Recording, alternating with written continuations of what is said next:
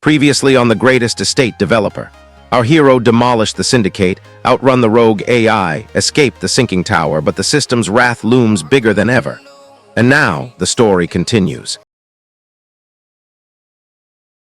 He has mere minutes to raise the tower, or the skyline will be swallowed by death.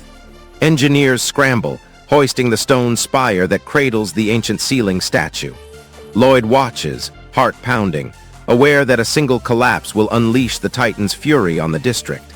Every stone laid decides whether the whole quarter lives or burns. Above, the Titan's massive shadow spreads, swallowing the unfinished height.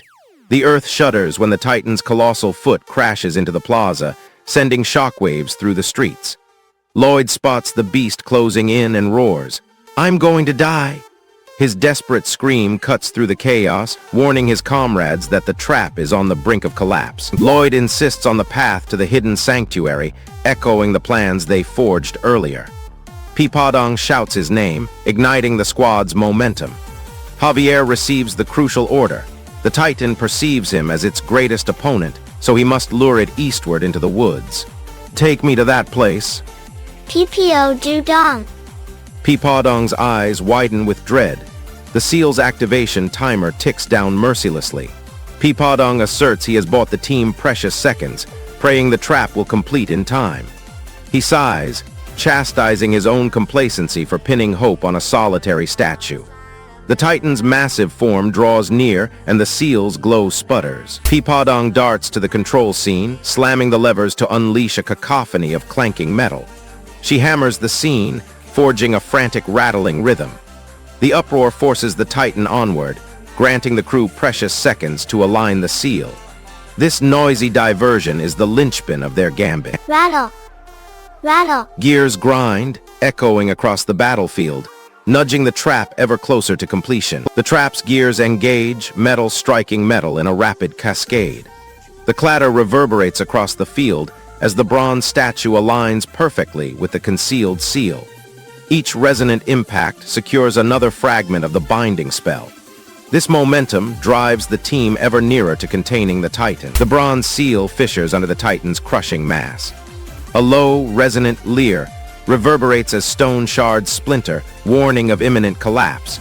Should the seal shatter, the Titan will unleash its full, unbridled fury upon the city. Leer. The upcoming clash will determine if the final fragment can hold the onslaught. The Giga Titan erupts with a deafening roar, its massive body convulsing as a searing mana beast erupts from its core.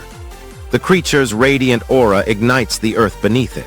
The squad watches in dread as this new form threatens to shatter the delicate seal.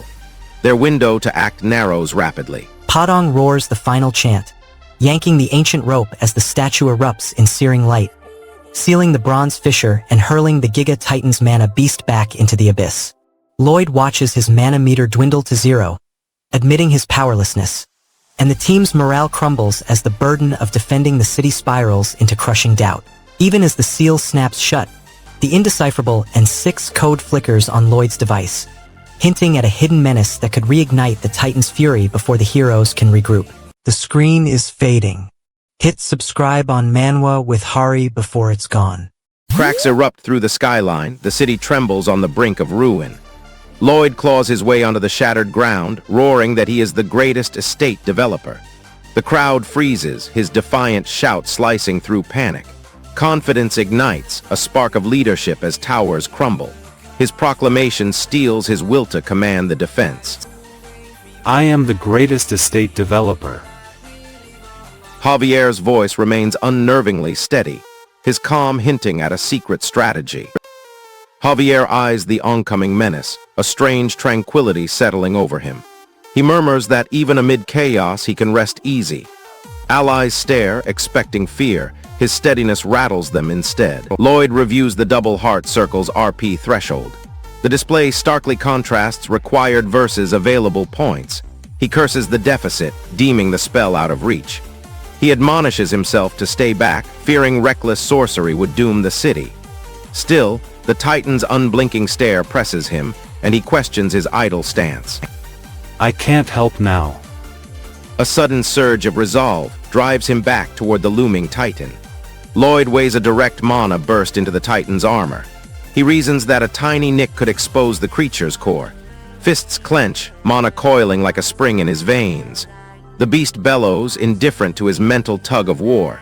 Seconds slip by as he debates the reckless jab. The Titan hoists a colossal forearm, slamming the sea rock platform with thunderous force.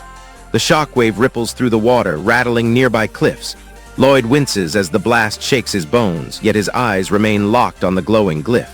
Javier steadies his staff, ready to inscribe a supporting rune. Peepadong's ears twitch, its roar echoing like gunfire. The impact drives the triple circle deeper toward the Titan's core, while siphoning more mana from Lloyd's veins. Each strike draws the seal nearer, but every tremor risks undoing their progress. The next impact could finally crack the Titan's armored heart. A second surge of force erupts across the field. The Titan's tail whips, smashing a stone pillar into splinters. Lloyd shouts, "Triple core mana beast." As the Titan's chest erupts, 3 blazing cores of raw mana igniting in unison. The cores pulse together, each throbbing with destructive force. Javier darts to a nearby rune, amplifying its output to match the beast's intensity. Peepadong, exhausted, summons its final reserve of mana, pouring it into the central glyph. Lloyd channels every ounce of his engineering knowledge, shaping the mana into a concentrated spear. The spear shoots toward the triple cores, aiming to pierce them simultaneously. The party watches, holding their breath, because a successful hit could shatter the beast's heart and end the siege. Failure would let the Titan unleash a cataclysmic wave that could drown the entire city. A low "oh" escapes Suho as Lloyd's lips as he stares at the Titan's half-sealed heart. He feels lingering mana humming in his veins. The sound signals his realization that the seal is fragile. This matters because any misstep could reactivate the beast and endanger the city. He knows he must reinforce the seal quickly. Javier drops to one knee, eyes wide, and cries out, "My lord, Master Lloyd!" He points toward the distant dock where a silhouette appears. The shout rallies the remaining troops, giving them hope that a true leader is arriving. This matters because Lloyd's presence could turn the tide and secure the city's safety. Lloyd channels mana into a radiant spear, driving it into the Titan's exposed heart. He then overlays a glowing blueprint, reinforcing the fragile seal as the tide recedes, sealing the beast once and for all. Javier watches his exhausted companion Padong collapse, feeling the crushing weight of sacrifice, while Suho as Lloyd senses a lingering mana surge, realizing their fragile victory costs everything they cherish. Across the dock, a dark silhouette emerges, hinting at a hidden mastermind, and the half-sealed Titan thunders awake, promising a catastrophic breach that could shatter the city's fragile peace. If you actually care about the world building, you're in the right place. Subscribe to Manwa with Hari. The contract snaps shut. Dawn will see the city buried in fresh concrete. Li Junwoo stands on the hill, eyes scanning the kingdom below. A banner ripples, hailing him as the greatest estate developer. He folds the estate map, slides it across to Kang Hai-jin. Princess Aria steps forward, presses her royal seal onto the parchment. The crowd gasps. The blueprint promises barren fields reborn as fertile farms. This single moment catapults his ascent. A messenger pigeon bursts into the sky, clutching urgent news. Gallo Sallow spreads wide wings, slicing the clouds. The pigeon sweeps over forests, valleys, the distant citadel, a sealed scroll tied to his leg. The party bursts onto Cream's outskirts, only to find the land under sudden assault. Dark clouds churn, a hidden menace erupts, endangering the settlement. They scramble to defend, but the enemy's fury overwhelms them. Fire, screams, and chaos erupt, shattering hopes of safe passage. The clash intensifies, leaving their fate hanging by a thread. Master Lloyd collapses into a bizarre unconscious state, eyes glazed. The companions freeze. Marcos rushes to his side while Sir Bayern shouts orders. The enemy presses forward, ignoring Lloyd's condition. The party must choose retreat or rescue their leader. Each choice will shape the battle's outcome in Cream. Sir Bayern now faces the grim decision: save Lloyd or press the attack. The beast lets out a guttural growl, shaking the trees. Massive paws pound the ground as it charges. Riders push mounts harder, hooves splashing mud. Marcos yells, urging everyone forward. The monster lunges, claws snapping. The group barely stays ahead, breath ragged. The shortcut narrows, forcing them to dodge fallen trunks. Desperation fuels a frantic sprint. Ahead, a hidden cavern looms, promising shelter or danger. Hari. The cavern's darkness hints at both refuge and new peril. The riders burst into a clearing marked by a towering stone. Carved into its face glows the emblem of a clan, two crossed swords beneath a rising sun. The symbol marks the clan of the Crimson Dawn. Lloyd's vision blurs. He staggers and collapses onto the ground, unconscious. Marcos catches him, pulling him to safety while Marcella drags the lance away from the monster's reach. Sir Bayern shouts orders, urging retreat. The party halts, their leader down, and the creature circles, eyeing its prey. This loss of leadership leaves the group exposed, forcing a desperate decision. A messenger pigeon soon arrives, bearing urgent news. A messenger pigeon lands on the grass, dropping a sealed parchment at Sir Bayern's feet. He tears it open, reads aloud that Count Cream's son will be married soon, and a meeting with his parents is scheduled. The monster lunges, teeth gnashing. Sir Bayern raises his sword, cutting a thin arc. Marcos thrusts his lance, striking the creature's flank. Marcella leans forward, urging the driver to speed. Lloyd stumbles, clutching his head, staying upright. The creature roars, rattling armor. The horse snorts, hooves pounding dirt. The party fights to stay ahead of the beast. Their desperate push brings them closer to the unknown power of Cream. The chase reaches its peak. The monster's claws scrape the ground, leaving scorch marks. Lloyd's balance falters. He slips from his mount, landing hard on the road. Vision blurs, darkness overtakes him. The others glance back, seeing his unconscious form. A blinding seal erupts from the pigeon-delivered scroll, bathing the road in pure light. Sir Bayern rains for furious sword slashes on the snarling monster, forcing it to recoil. Marcella kneels beside the dazed Lloyd, whispering a desperate prayer as his bruised face reflects the fear of losing a comrade. The others stare at the glowing seal, hoping it promises salvation. The beast circles once more, claws sparking against the illuminated cliffs. The party's eyes dart to the sky, seeking Javier's mysterious aid. The outcome hangs on a fragile beam of light. They counted him out, but we know better. Subscribe to Manwa with Hari to follow the journey. His pulse falters as the city's ancient estates crumble into dust. A civil engineering student, Suho Kim, drifts through a fantasy novel, then awakens inside its world. He opens his eyes in the body of Lloyd Frontera, a noble suffocating under mountain-high debts. Suho's modern mind ignites a bold scheme. Redraw the Frontera lands, auction every plot, wipe the debt clean. He swears to become the realm's greatest estate developer, a legend that will reshape the skyline. The sky burns orange, the wind screams through shattered rooftops. In the battlefield's smoky wake, Sir Javier rushes to assess Lloyd's battered form. The battlefield still smolders, ash drifting like ghostly snow. Sir Javier strides to a cluster of healed soldiers, voice sharp. "Are you heading to the Count's manor as well?" he demands. The men nod, gripping battered tools, relief bright in their eyes after the giant hippopotamus saved them. One mutters, "Without Lloyd's cunning, we'd have frozen in the snow-filled ruin." Their march toward the manor catches the gaze of palace spies lurking in shadow. A lone survivor kneels beside the shattered titan, tallying the lives Lloyd's daring charge spared. He shudders, remembering the massive stone that nearly buried him, only for Lloyd's swift plan to carve an escape. "I had surrendered to death," he admits, "but Lloyd gave me a chance." A soft murmur spreads, noting the public's growing restlessness. Sir Javier catches the ripple, steps forward. He lifts his hand, issuing a sharp command that cuts the agitator's rant short. The agitator falls silent, his accusations smothered. A fleeting calm settles, yet the underlying discontent simmers. Javier's decisive move catches the Count's eye. The triple-core mana field shudders, dimming the wreckage with a ghostly glow. Lloyd groans, muscles convulsing from searing pain. A faint utterance like Fueb drifts from his wound. The remaining guards stare, torn between aiding the noble and retreating. The shield wanes on the brink of total collapse. Lloyd's condition deteriorates as the mana barrier thins. A deep, guttural rumble reverberates from the shadows as the giant hamster surfaces, massive paws scattering dust. The crowd flinches, then erupts in nervous laughter at the surreal sight. Its bizarre presence lightens the tense air, allowing medics to fasten Lloyd's mana conduit. The unexpected ally lifts spirits, a reminder that magic can be wildly unpredictable. This fleeting reprieve buys precious minutes before the Imperial messenger's arrival. The messenger's entrance will force Lloyd to confront the capital's judgment. Sir Javier darts to Lloyd's side, relief blazing in his voice.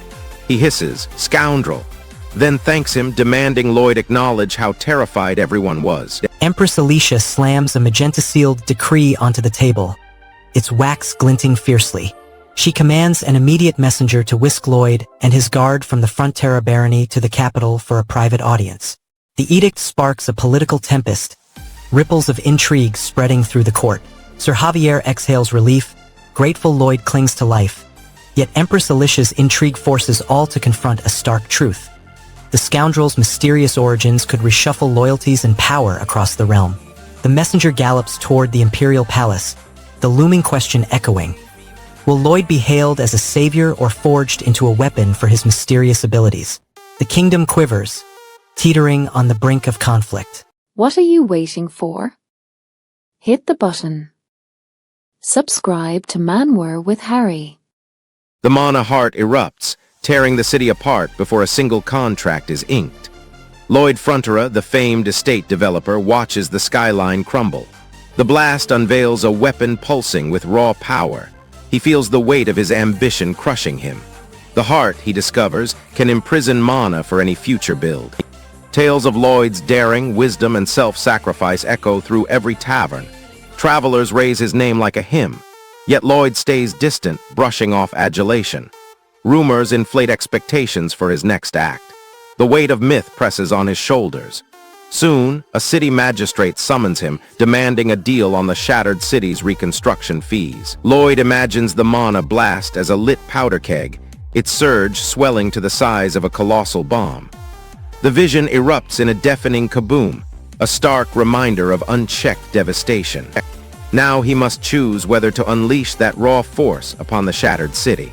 A flashback snaps Lloyd to the instant before the blast forged his mana heart. He sees himself charging forward, unshielded, flirting with death. That memory steels his resolve to master the organ.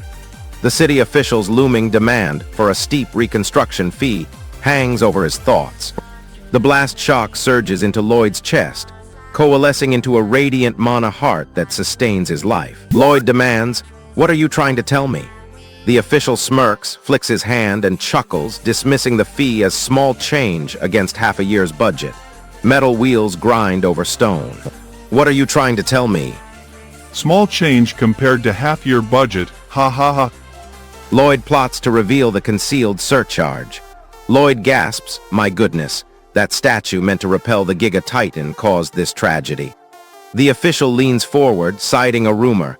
"Your lordship grants compensation to anyone serving the public interest, no exceptions." Murmurs ripple through the crowd. "My goodness, that statue caused the disaster." Compensation goes to all public interest workers, without fail. The ground shudders beneath the weight of the demand. Lloyd extends his hand toward the pulsing mana heart, clutching the luminous organ. He steadies his breath, ready to unleash a controlled blast. The city watches, holding its breath for salvation. He braces to fire the mana heart as the city trembles. The city official bows, lauding Lloyd's generosity as bold. He declares the gift will count as personal compensation. Then, abruptly, he admits feeling extorted by Lloyd. The confession exposes his greed, sharpening the bargaining tension. Lloyd braces for the official's next demand. A quarry worker erupts, shouting his hatred for Lloyd and demanding a reason. Lloyd's mana heart radiates brilliantly within his chest, bathing the plaza in a blue aura. The crowd watches, murmuring in awe. Workers lower their tools, eyes locked on the pulsing energy. The spectacle proves his magical edge in rebuilding. Next, Lloyd declares he has uncovered the city's hidden layout. Lloyd steps forward, eyes narrowing as he surveys the ruins. He mutters, "Aha, there the haven," gesturing toward the surviving district. His remark signals a strategic foothold. This discovery could become the cornerstone of his redevelopment plan. Next, he turns his sarcasm toward the town's elders. Lloyd mocks an elderly gentleman whose joints creak in winter, and a worried lady fearing her child's chill. Lloyd displays his profit-driven mindset, scrutinizing every cost, striking deals, staying reasonable. He seals the contract on the spot. An onlooker admits they want him as an ally. Meanwhile, a distant village loses a man of his caliber, a blow to the kingdom. Jang Seong-woo watches, ready to exploit Lloyd's absence. Lloyd points to the lone surviving district, declares it his foothold, and forces city officials to commit to an impossible 2-hour reconstruction, converting his mana heart into a rapid upgrade engine. Citizens gasp as hope flickers, the officials' hidden resentment burns, and Lloyd feels the weight of a city's survival pressing on his profit-driven calculations. As the manor doors shut, a distant village ensnares a rogue figure, leaving Lloyd to wonder if his swift pact will survive the looming betrayal. There was a hidden detail in this chapter you probably missed. Subscribe to Manwa with Harry, and I'll reveal it next time. The ink splatters as Lloyd Frontera slams the contract onto the table. He signs in a single night, the parchment trembling under his fierce grip. Dozens of farms flash across the page, each one snapping to the Frontera name. Debt evaporates in an instant, and the estate rockets toward profit. The swift, ruthless efficiency shouts louder than any proclamation, a battle cry for the chapter's cutthroat business war. Nobles gasp, whisper, and some even bow in fear. Suddenly, Sir Bayern strides forward, his voice ringing with promises of honor and unbreakable integrity. Sir Bayern storms into the council chamber, hand raised like a banner of truth. Sir Bayern gathers the traveling build team around the hearth, his voice booming. All those times I raised my voice at you, think of them as building toward this moment, he declares. He points to Lloyd, who stands beside the heating ducts. You are now the most important person on our traveling build team, he proclaims. Knights murmur approval. Sir Bayern adds, he is so capable, extremely capable. The statement cements Lloyd's new status as chief engineer, spiking morale and earning the nobles' trust for greater authority. He is so capable. Extremely capable. With his role solidified, Lloyd receives the pending bonus announcement. Javier spreads a parchment on the table, his finger tracing the borders. He leans in, eyes narrowing, and says, "Look at this land." Lloyd leans over, nods, and notes the new tract south of the river.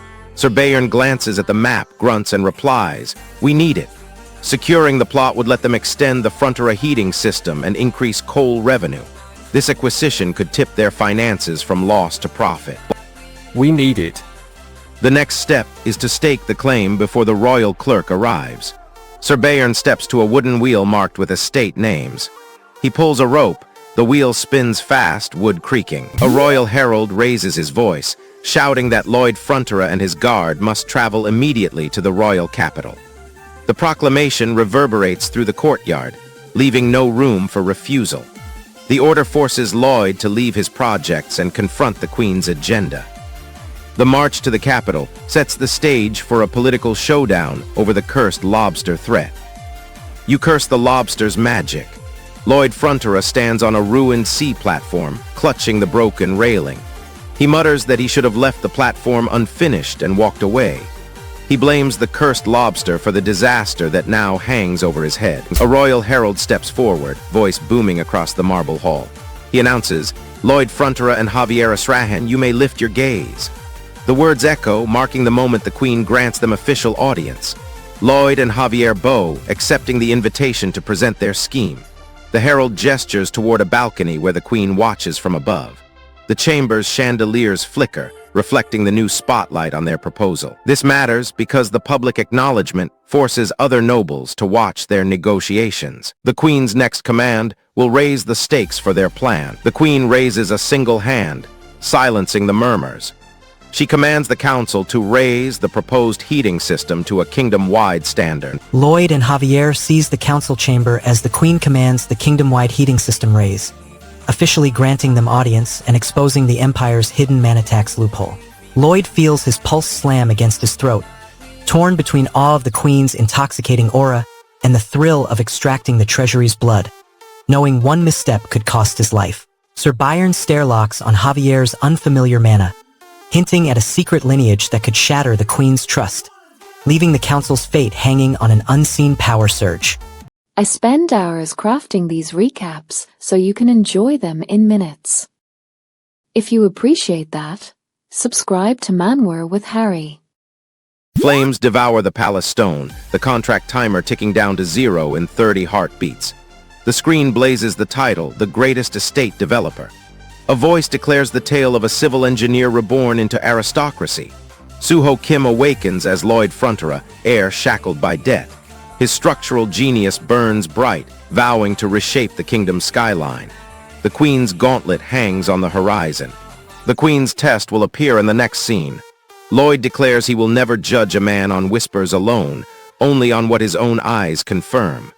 His blunt confidence shocks the court, earning a curt nod from a royal clerk. Exactly as I expected. The arena of merit is set. Lloyd acknowledges the Queen's absolute authority, praising her reputation for fairness and listening to all voices. He watches her lean forward, awaiting his explanation. "And your reason?" she demands, forcing him to defend the bridge. The power gap yawns, and Lloyd must craft a concise, compelling argument to win her favor. He must convince her that his bridge solves the city's biggest problem. Courtiers argue the palace repair is paramount, their whispers tightening around Lloyd. He feels their pressure, yet his resolve hardens on the bridge plan. A subtle twitch betrays his nerves as he repeats his case, emphasizing flood devastation and trade loss without a crossing. The Queen notes the dissent, but awaits his final justification. Lloyd points to the river crossing, describing how the current bridge has been rebuilt 12 times, each collapse drowning gold and stalling commerce. Merchants lose profit, travelers suffer, and the kingdom bleeds resources.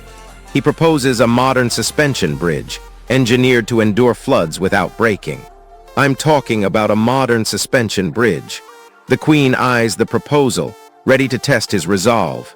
The Queen erupts, labeling Lloyd an arrogant, insolent man for daring to critique her decisions.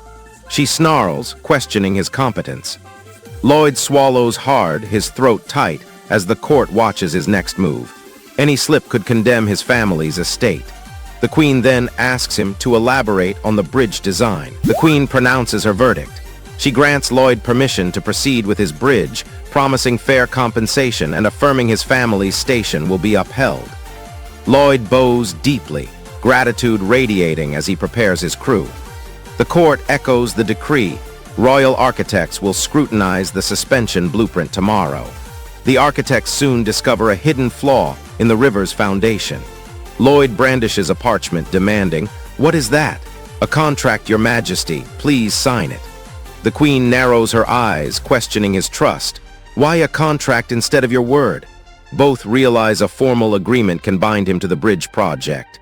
"What is that?" "A contract, Your Majesty. Please sign it." A royal officer shouts for Lloyd to climb and throw a rope. Lloyd questions whether he'll be safe traveling alone, citing the capital's tight security. The officer assures him an escort isn't needed. Palace guards will protect him. This forces Lloyd to decide whether to venture to the capital unshielded, risking exposure to court intrigue. Up you go, throw.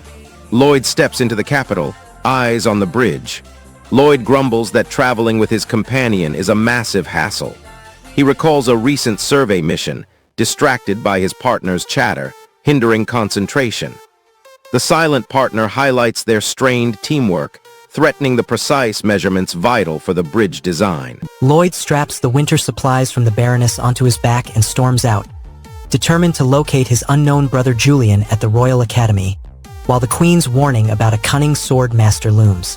He feels the weight of betrayal and duty crushing his heart, knowing his rival's contempt threatens his honor. His companion's silence fuels frustration, and the Baron's ruin haunts his conscience, leaving his future teetering on a knife edge. A shadowy figure watches Lloyd from the Academy's walls, hinting that the sword master's plot and the rival's scheming await his arrival, leaving his quest for Julian shrouded in imminent danger. Quality over quantity, but we give you both.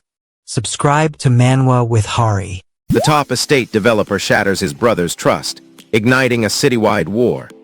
Junwoo hands a vital land contract to the rival Daehan Group, which instantly claims the capital's heart district. His treachery fuels a brutal power clash that endangers every noble house, the Fronteras included. The looming conflict casts a dark shadow over Lloyd's fresh start. Suddenly, Lloyd steps into a bizarre magenta academy. Lloyd rushes into Laconia's crowded streets, eyes locked on a massive magenta tower stamped, "No Royal Academy." Strange sigils pulse across its walls, yet no royal banners flutter. He discovers the school teaches mana to commoners, not nobles, and its director warns that graduates routinely clash with aristocratic houses. Lloyd obeys Mother's command, repeating the insult, "Because Mother asked me to, little garbage." He sighs, feeling noble expectations crush his engineering mind. "Because Mother asked me to, little garbage." The awkward lunch plan hangs in the air. The room crackles with awkward silence as Lloyd and his companion lock eyes, both aware of the looming meal's hidden motives. Their unspoken tension threatens to explode over dinner. Julian watches from a distance, waiting for Lloyd to make the first move. The upcoming dinner may force Lloyd to confront his growing enemies. Lloyd tells the waiter, "I'll take the basic set, something cheap," trying to mask his noble status. The courtier launches a tirade, mocking the law and demanding Lloyd break rules because he feels like it. He brands Lloyd's family, nothing, laughs, and calls him trashy waste. The barrage reveals the noble's willingness to publicly demean him, fueling crowd hostility and forcing Lloyd to react or be crushed. The next insult will push him further. Lloyd watches the academy's facade crumble, noting its obsession with lineage over learning. His modest barren status irritates the elite, and he wonders if aiding a low-born student will only deepen his troubles. The choice forces him between helping a peer and protecting his fragile standing. His next thought turns to Julian's watchful eyes. A guard rushes forward, hammering the table with a heavy slam. Plates shatter, wine splashes across polished wood, drowning out further words. The sudden violence turns the elegant dining hall into a battlefield. Lloyd's plan to use his inventions now competes with raw force, raising the stakes of his bid to survive among the elite. Lloyd's mana punch readies as the Black Dragon twins burst in. Lloyd unleashes the mana slap, a 0-second cooldown strike that can follow instantly. A nearby aristocrat spits, "How dare you insult a member of the noble spring?" The outburst fuels the crowd's anger. Lloyd's raw power draws gasps, and tension spikes as everyone watches his next move. One twin erupts, voice raw with rage, cursing Lloyd with a guttural "Die, you," before the profanity cuts off. The blast, called Thwaggle, collides with marble, shattering a pillar. The attack shows the twins' willingness to kill, raising danger for Lloyd and the nobles. Their eyes glow brighter, signaling a deadly combo. Javier steps forward, smirk curling, and taunts Lloyd. "How did you like that, mana punched by a mana prodigy?" He jeers, mocking the recent strike. Lloyd feels the sting, his mana reserves draining faster. The taunt underscores the cooldown rule for mana prodigies, reminding Lloyd he cannot spam attacks. The twin sons of the Count unleash a combined Black Dragon Horn Blast, but Lloyd counters with a thunderous mana slap that shatters the marble hall and forces the twin spell to recoil. Lloyd's defiant strike earns the noble's breathless awe, yet accusations of bragging and giggling strip his confidence, leaving his mana draining and his reputation hanging by a thread. With Javier's mocking grin lingering and the twins' fury still crackling, the hall trembles under an unseen surge, promising a lethal showdown that could shatter the aristocracy or claim Lloyd's life. The voice, the music, the pacing. You know it's top tier. Subscribe to Manwa with Hari. The famed estate developer turns renegade, planting charges that will tear the Academy's foundations apart. Lloyd Frontera stands in the spotlight, his name blazing on the notice board. Every eye locks on the title, trembling at his raw power. The following scene unveiled the bully's vicious scheme. Viscount Laconia erupts in a mocking laugh, bellowing "Biwaha" as he circles Julian Frontera. He roars "Pawn up 6H," demanding Julian retreat. The noble's sneers cement his dominance, chilling the crowd into a tense hush. Julian steadies his resolve for a counterstrike. Lloyd drives his fist into the floor, a thunderous thud reverberating through the hall. Julian clutches his chest, shouting "Enough!" The shock rattles the pillars, pulling every student's gaze. The attacker roars, "Gate to hell for trash like you." He repeats a mocking bank, taunting Lloyd's financial might.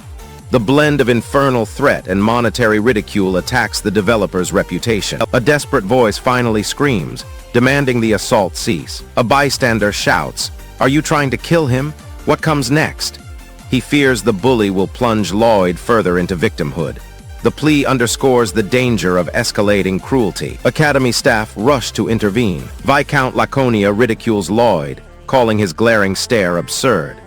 The vice superintendent scoffs, recalling countless troublemakers, dismissing sanctions and guidance as futile. Their disdain reveals the Academy's leader's refusal to shield victims, leaving Lloyd vulnerable. Lloyd proclaims his goal to safeguard the royal reputation, vowing to restore the Queen's honor.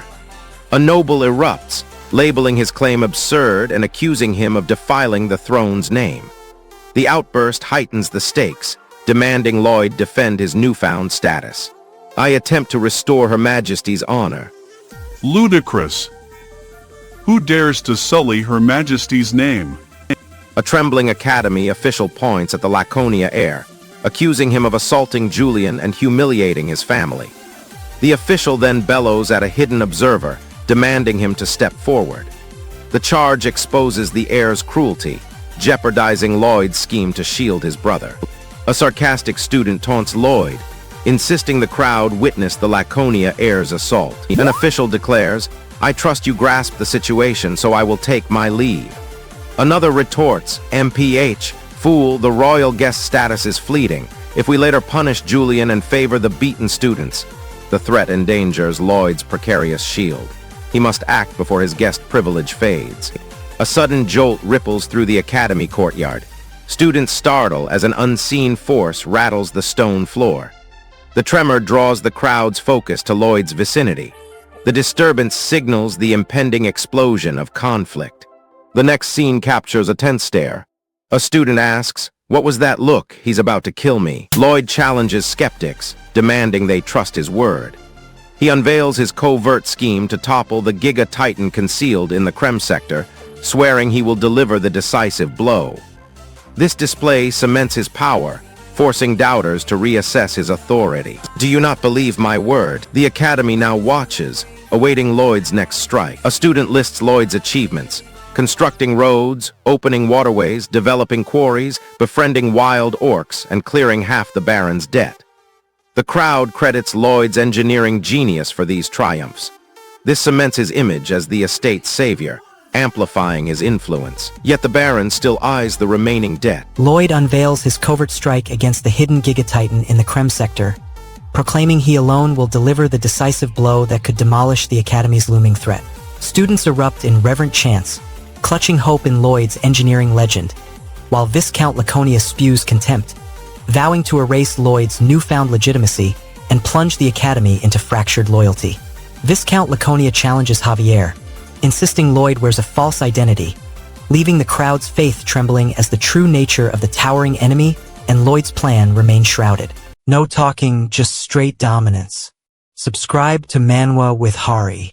Javier rips a foreign spirit into Lloyd's body, sending the kingdom's power surging.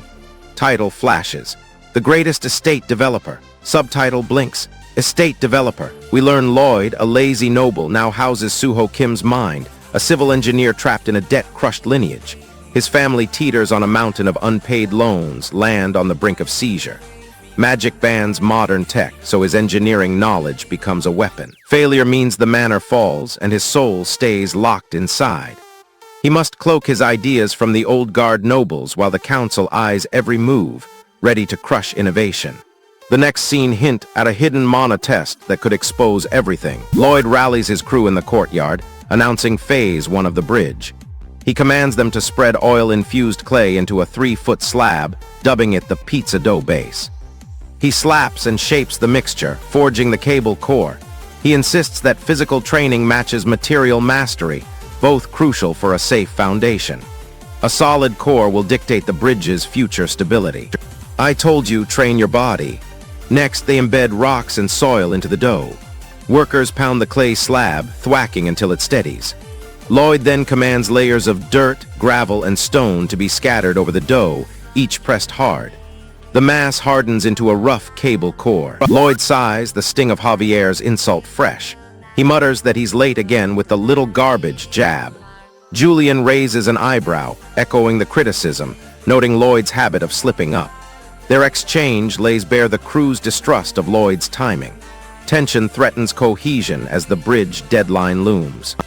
You were a tad late with that little garbage again. The trio now faces a choice: trust Lloyd's new plan or balk. Lloyd sketches a colossal suspension bridge spanning the Magenta River.